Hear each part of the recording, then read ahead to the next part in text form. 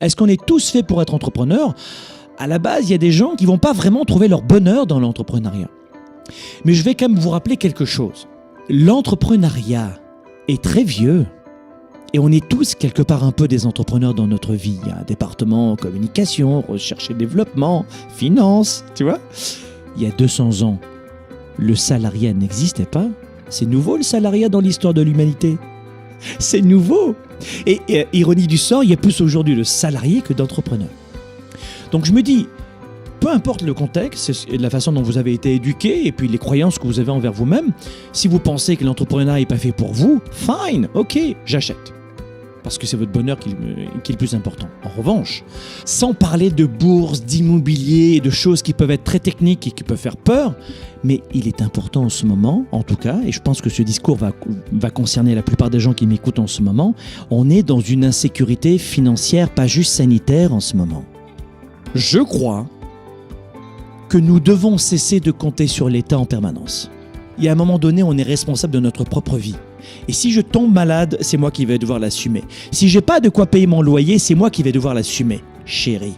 Je crois qu'il y a un moment donné où on doit se dire, ok, alors maintenant, plus que jamais, je dois prendre ma vie en main. Mais pas juste sur le plan leadership et psychologie.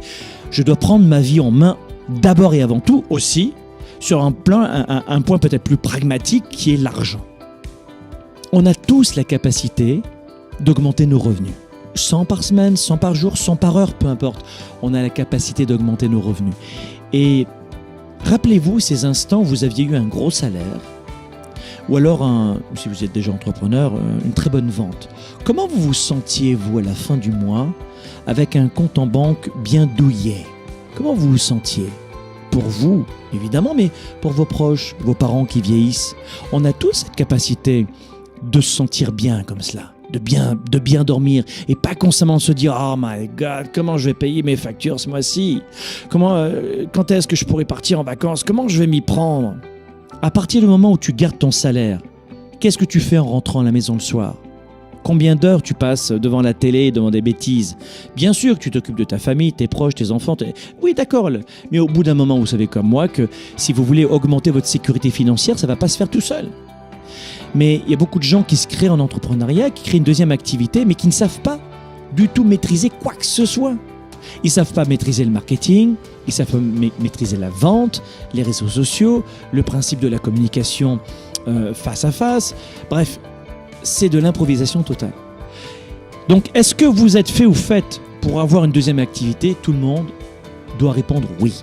On peut tous et on a tous le droit d'avoir dans notre vie une deuxième activité. Donc aujourd'hui, le principe, c'est que si vous avez des revenus complémentaires, eh bien, instantanément, vous serez plus en contrôle de votre vie. Vous aurez surtout plus de choix dans votre vie. L'argent n'achète pas le bonheur, mais le choix. Mais une fois qu'on a dit que l'argent ne crée pas le bonheur, oui, l'argent n'achète pas le bonheur, mais il achète le reste. Il ne faut pas non plus se voiler la face. Donc, de créer une activité secondaire, c'est, je pense, important en ce moment pour vous. Renseignez-vous, lisez des livres, faites des formations. Nous, on propose ça dans le programme Mentorat, mais cherchez là où vous voulez. C'est comme tout.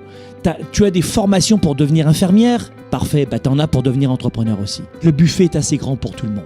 Il y a certaines personnes qui vont me dire « Franck, j'aimerais créer une activité secondaire, déjà je ne sais pas quoi faire, mais j'entends souvent « c'est pas pour moi ». Et derrière, quand je gratte un peu, et les gens me disent « mais non, mais tout a déjà été fait, il n'y a plus de place ». Et c'est faux. La part de la tarte est immense. Et le buffet, il est immense. Parce que créer une activité secondaire, je vous le rappelle, c'est ma façon de voir l'entrepreneuriat, c'est aider une cible de personnes. Qui vous voulez aider ?